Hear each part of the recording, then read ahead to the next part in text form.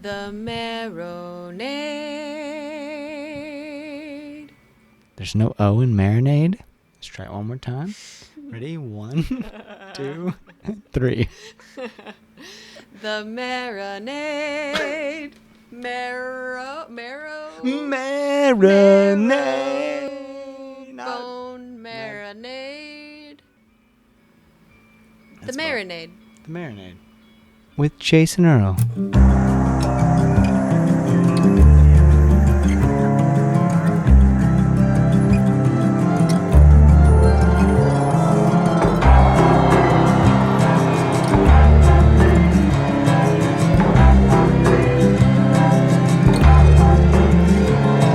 Sing along a secret song for the faint, and the woe be gone.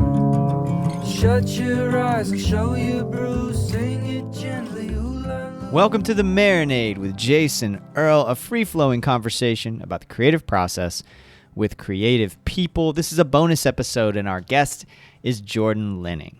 Jordan is a producer, composer, singer, songwriter, all-around creative whose latest record, Little Idols, tells the tale of an affair between a man and a married woman. It is a beautiful piece of work, and I am so excited to have Jordan on the show. His producing credits include Caitlin Rose and Rodney Crowell. Just a really fascinating guy.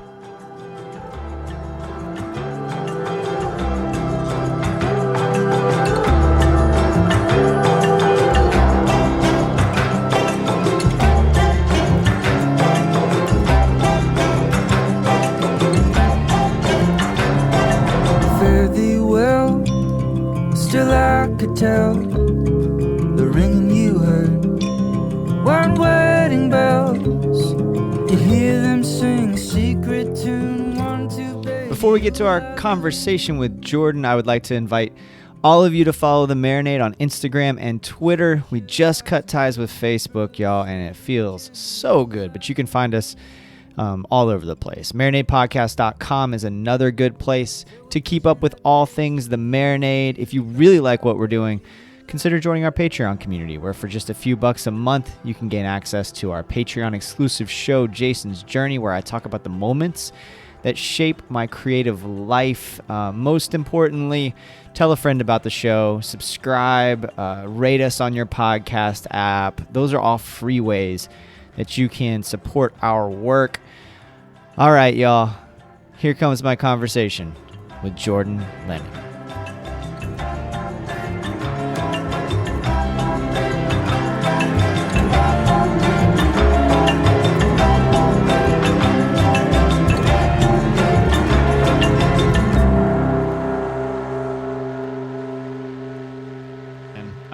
Cool. Okay, so let's get right into it, man. Again, thank you so much for doing this. I love the record. It's beautiful. Thanks so much, man. Thanks for having me. Yeah, it's there's so much I want to discuss with you, and I wonder if we can kind of like start by backing up and talking about how your upbringing and how that might have influenced your career choices and so forth. I mean, you kind of went into the family business. At what point did you know that that's what you wanted to do? I guess it was never really a question. It was like, that's just what I did all the time. And, I remember when I was young, I was probably 12 or 13. My dad had a conversation with me about something. And I honestly don't remember the ending of this conversation, but he started it by saying, it's clear that this is probably going to be your profession. And what he went to say after that, I don't remember. He might have said, bail now, don't do it. But I don't really remember. But it was, it was always something that I was just really inclined to do, and grateful that I still get to do it, That's a really young age to have that figured out. Did you waver at all along the way? Like, or was that just like, all right, I just know this is what I'm supposed to do? There were other things I was interested in that I could have gone to school and, studied up on and gotten a degree and then an occupation in. And there's times that I wonder if I split my life. I would have studied psychology, and there's times that had I split my life between that and writing, I wonder if certain elements of my life would be happier. But I don't know. You know, I kind of could have seen myself doing that, but early on, I was pretty sure I wanted to do film scoring and film composing, which I've done enough of. And you know, looking at a lifestyle in LA of doing that full time, where it would be great, I could also see it being really painful too. And at the end of the day, I think I unfortunately like having the reins of the sort of the direction of the product. Can you say more about that? Like what you mean by you think maybe certain aspects of your life would be better if you had split your time? Well, there's parts of doing this job. So I do a lot of production, a lot of editing, a lot of mixing, and it's work, you know, and it's like, there's parts of it where you kind of have to focus on the craft and not what you're doing, not the sort of, you know, there's stuff you work on that you don't really want to work on, and you have to focus on the craft of that to get through it. Luckily, it doesn't happen too terribly often. But it's a job at the end of the day. And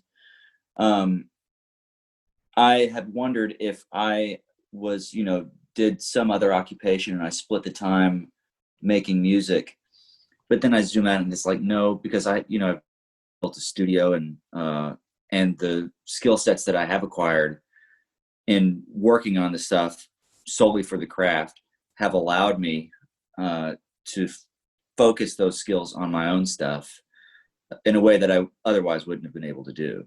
If that makes sense. It does. Yeah. It makes a lot of sense. Are you, with the philosophy thing, are you able to scratch that itch in other ways? Psychology. Yeah. Psychology. Sorry. Psychology. There's no worries. There's guys that I like to read up on. And honestly, you know, dealing with artists is, you're sort of forced to do that anyway. Right. But I'm more fascinated with it than I maybe I would dig it in practice, but I don't know. I can scratch the itch is the short answer. Yeah. All right. What do you read for that particular outlet? There's a great book by Carl Jung called Memories, Dreams, Reflections. Okay. That I read a few years ago. And again, that was an influence of my dad's. My dad was way into Jung and got all this stuff on him. And I poured pretty heavily into that. You know, and just life, just everyday life of, you know, peopling, dealing with personalities, you're sort of forced to practice. Did you learn some of those lessons from your dad and watching him work? Probably. Yeah. You know, beyond sort of how he would deal with clients and then how he would deal with us. Cause I'm the youngest of 4 boys, and I was definitely like, I want to say the worst one, but I would drive him kind of crazy. You know, I'd like take a piece of gear and he'd call me like, where the hell is this? I'm like, oh yeah, I bought it. It's like, you can't just take stuff. And so, you know, I was sort of notorious for that. And watching him handle clients, musicians, and then us, I think was pretty informative, for you know, good ways to be sensible, you know, to other people. Well, so let's kind of pivot then, following that line of thought, and pivot into making records.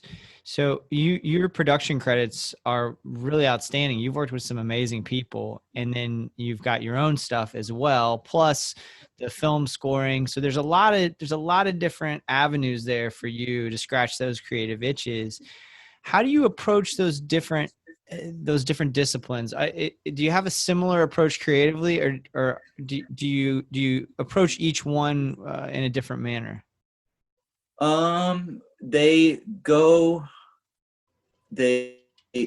are similar in that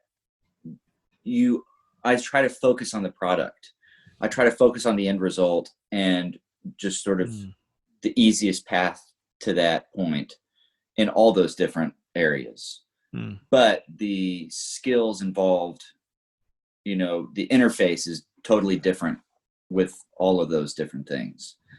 And it just comes down to communicating, you know, very transparently to the person you're working with about the easiest way to do it, you know.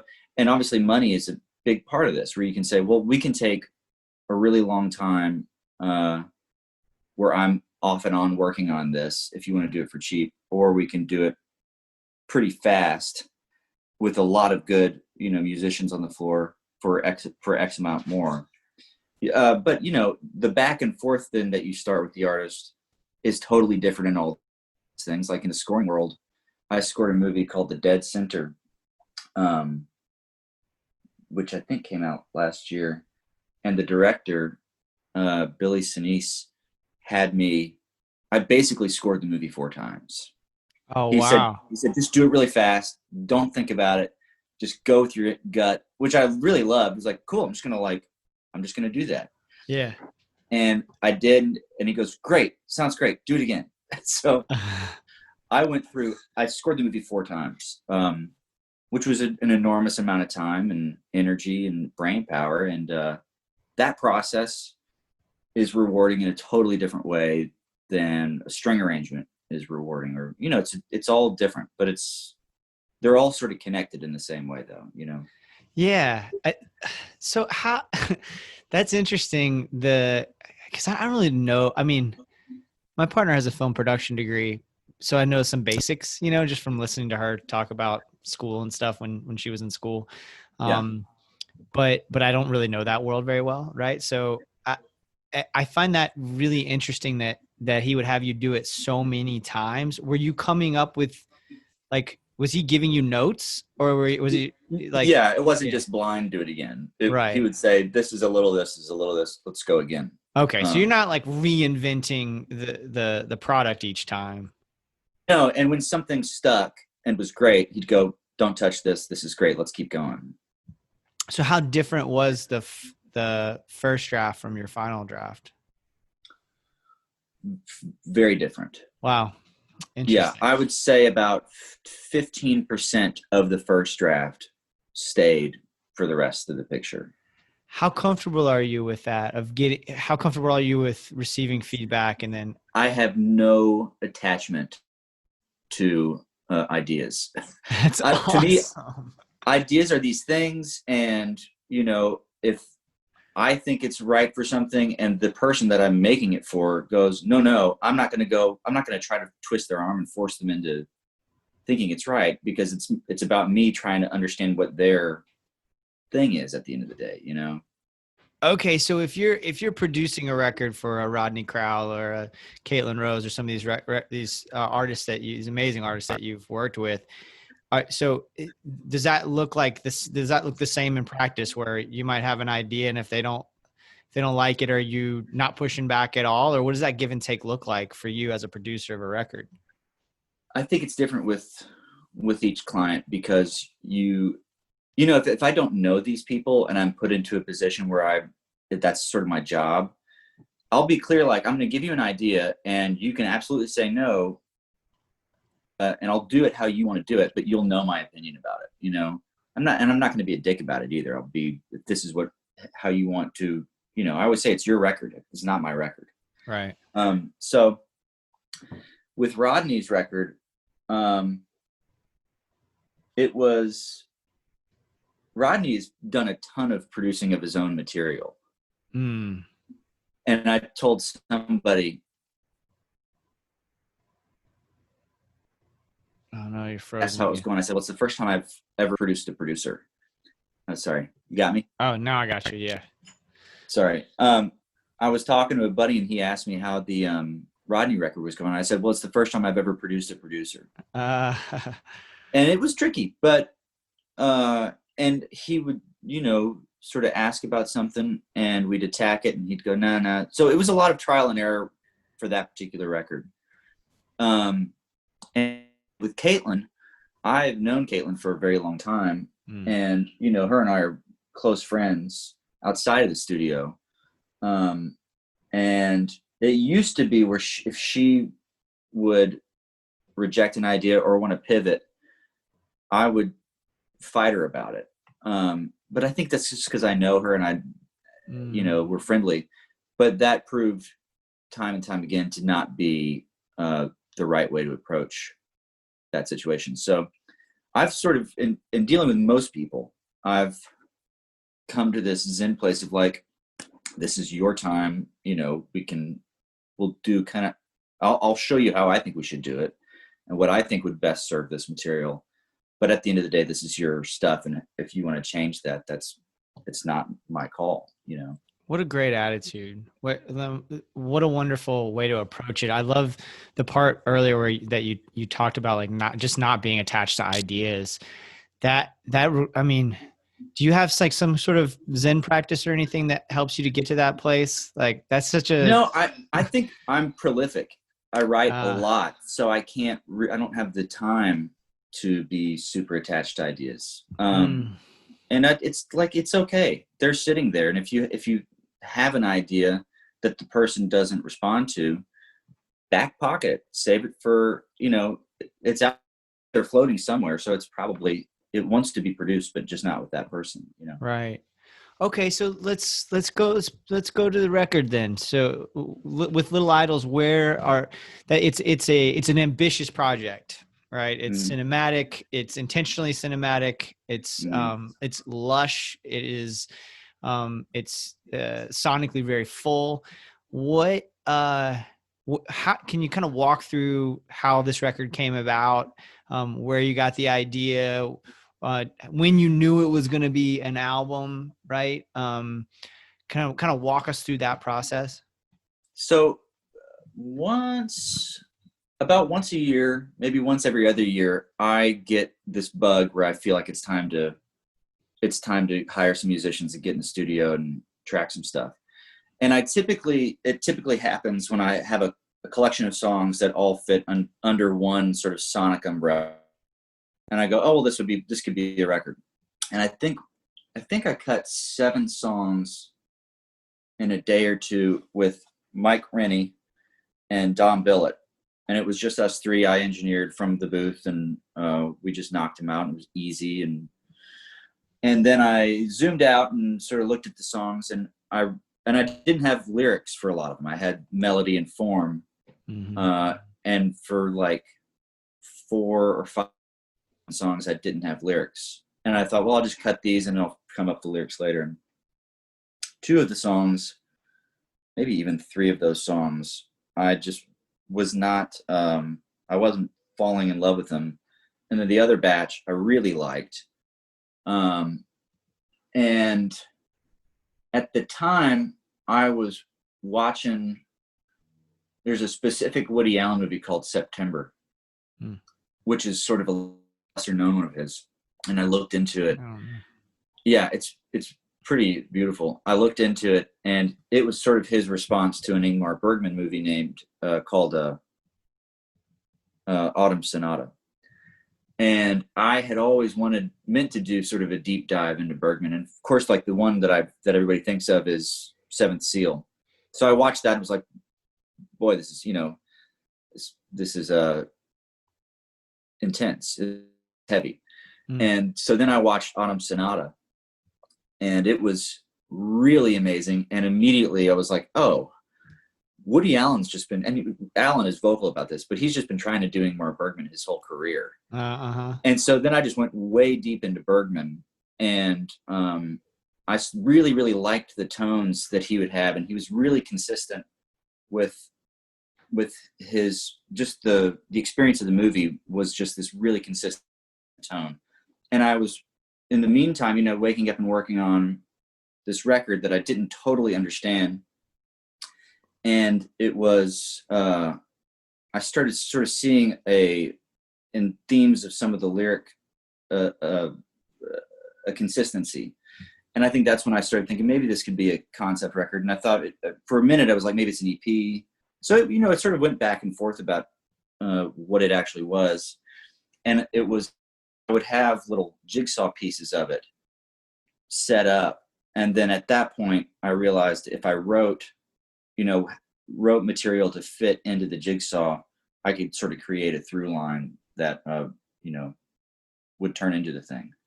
But I finished the whole record. I mixed the whole thing. This was not all that long ago.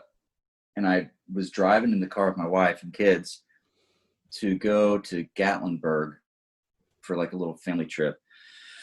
And as I played the record, I didn't have any of these interludes in between. And it just sort of was just like song, song, song, song. And it didn't connect. It didn't really gel. And that's when I decided to create these interludes that, sort of play through the whole thing to make it feel like one piece as opposed to these little blinking snapshots. You know what I mean? Right. So the story itself, though, are you like, do you write short stories or anything like that on your own, or?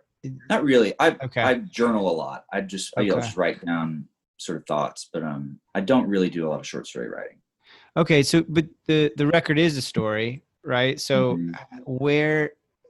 how did that kind of, because the way you're describing that process, when you listen to the record, it almost sounds like you had this idea for the story and then you made the record, but it sounds like that's not at all what was happening. The through line came to you, but like, where did the idea from for the story of the affair kind of come from? So the inception of that, I was with Aaron Ray and Ian Fitchick. About a week before we got together, I had came up with this idea, and it was the chorus song. And I just had the line, I had an image of the car broken down at a quarry, and these two people breaking up, and the girl was breaking up with him. She's married, he's single, and they're probably in love with each other, and it's the last time they're going to see each other. And that's the little snapshot that I had. And I had the melody and a bit of the chorus, and I called Ian and Aaron to come over, because I thought Aaron would sing it really well. She would. And sure. We did a demo. She's one of my favorites. We did a demo, and the demo is awesome. And I kept nudging her like, hey, let's track that song like for real. Let's go do it. And she'd be like, yeah, let's do it. And it just kind of never happened. And then that was one of the songs that I cut with those guys on that first session. And that is really sort of where the story, I realized that could be the last pivot of this bigger story. Mm-hmm. So really in doing that was really the beginning of it. Nice.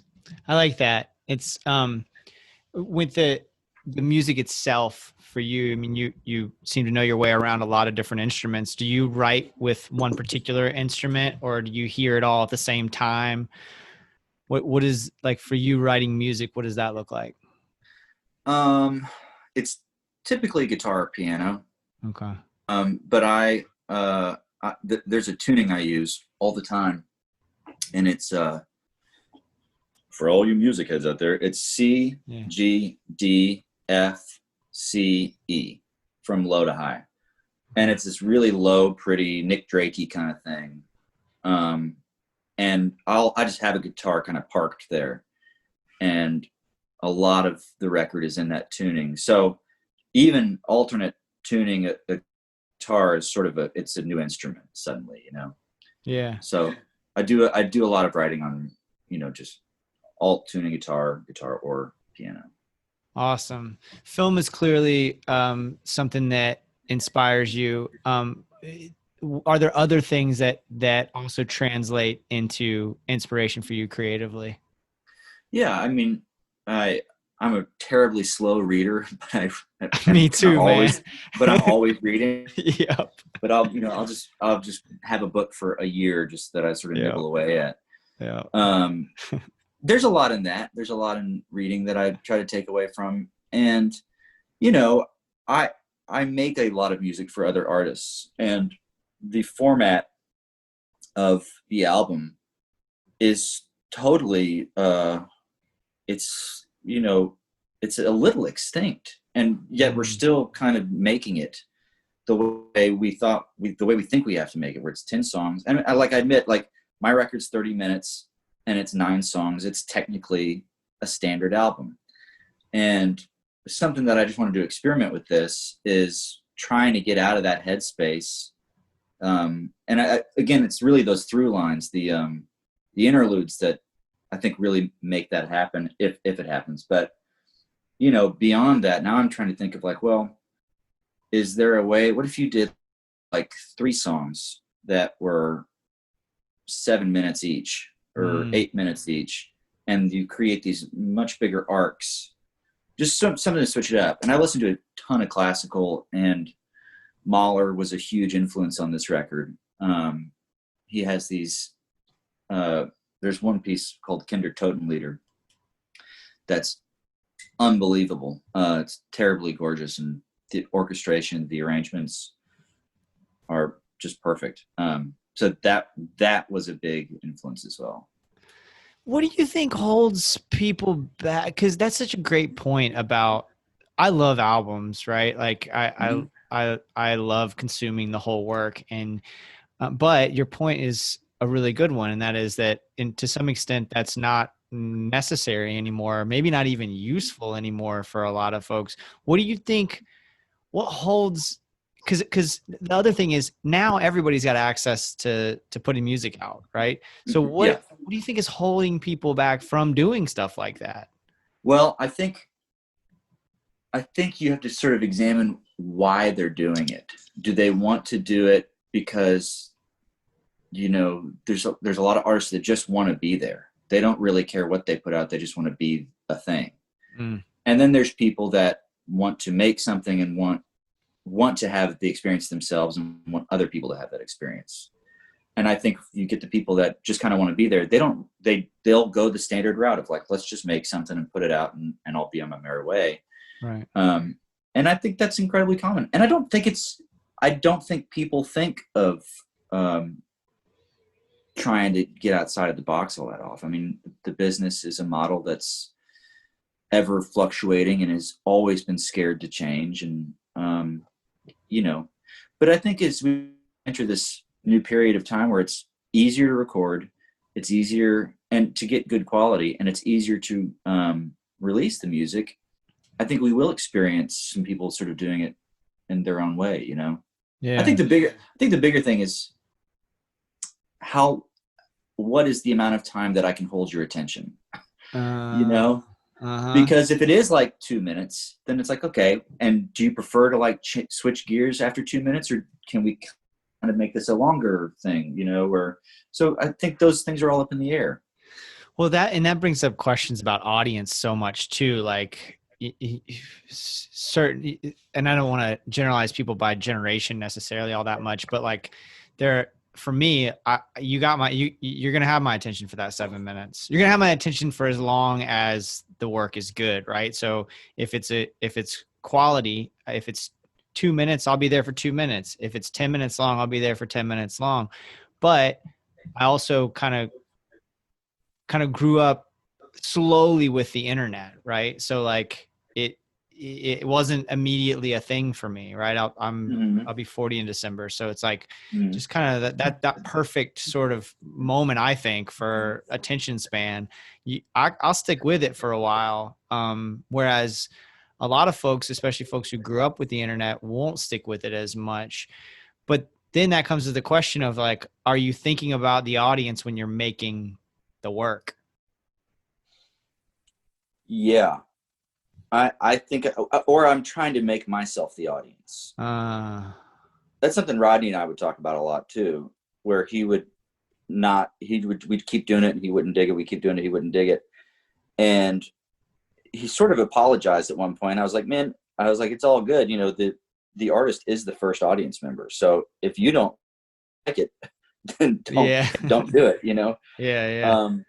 But I posted a question the other day on Instagram, one of those polls, and it said, would you rather have all of any product you'd ever create readily available right at your fingertips that, you know, you'd ever make for the rest of your life that you could consume, or do you want to wait your whole life for, you know, the process of a lifetime creating this stuff potentially not, getting the results you were wanting or incompleted, and everybody said, I want to go through the process. And the two questions was product or process. And everybody said process except my brother, Eric, who's a great writer and one of my favorite people. He said product. And inwardly, I agree with that. While I love the process and it's exciting and you get stuff out of it, at the end of the day, I think I'm a consumer. I want the experience of the artwork. And if I could have any idea I ever had totally finished and I could just sit there and watch it or listen to it, I would totally do that. That sounds awesome. Interesting. That's so interesting. I love that question. My initial reaction was process until you just said that. Now, I don't know. I hate to have to make the choice. Sure. But you don't have to. Yeah. True. What are you consuming now, art-wise? What are you listening to? What are you watching? Maybe a book, a film, something's got you, things that have you fired up right now. I am, what am I reading? I'm sluggishly getting through Herman Hesse, a book of short stories, because I wanted to read this one that he wrote called Klingsor's Last Summer, which is about a painter and the sort of the end of his life, but it's at the end of this short story book.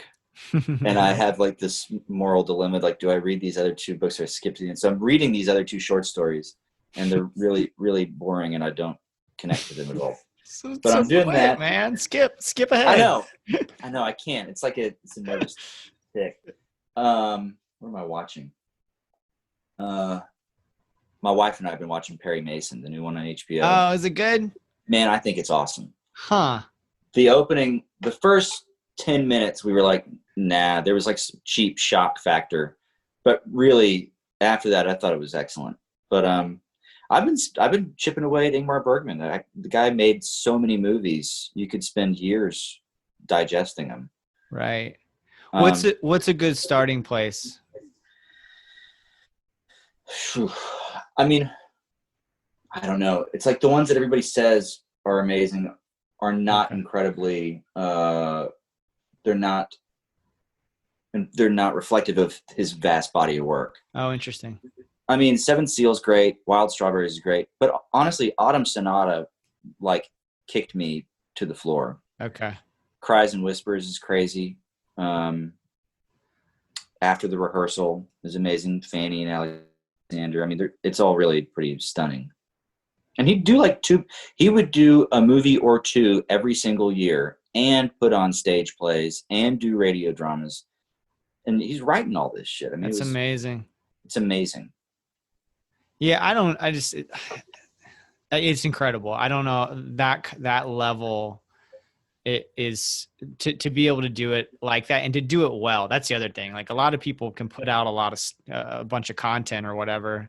I guess I didn't use the term content at the time, but a lot of people can put out a lot of work, but to do it on such a high level just makes so little sense to me. I think it's incredible. It really is incredible. And I think there's something about doing it at that speed that you don't really have the time to nitpick over stuff, and you just kind of let it be what it is. That's a great thought, man. Getting out of your ego and just making the thing and not second guessing it too much. Because if I sit alone with things, I just wrote something recently and I just sat with it for a while and I was like, by the end of it, I was like, well, this is pointless. It's awful. No one's going to want it. No one's going to like it. Keep it to yourself. And then, I looked at it with fresh eyes and I was like, okay, you're just in your head, man. You've just been sitting with this stupid piece. It's not a big deal. Put it out there. Right. Yeah. And it ended up being it was pretty much exactly the same as my original draft. So it's like, I'm just agonizing over nothing, That's funny, man. It's so ridiculous. Jordan, man, your record's wonderful, and I'm really grateful for this time. I really appreciate it. This is a lot of fun, and I'm really, really grateful, man. Man, thank you for the time. I really appreciate you. Awesome. All right, man. Well, take care. Have a good rest of your day. You too, pal. Talk soon. Thanks. All right. Bye. All right, bye.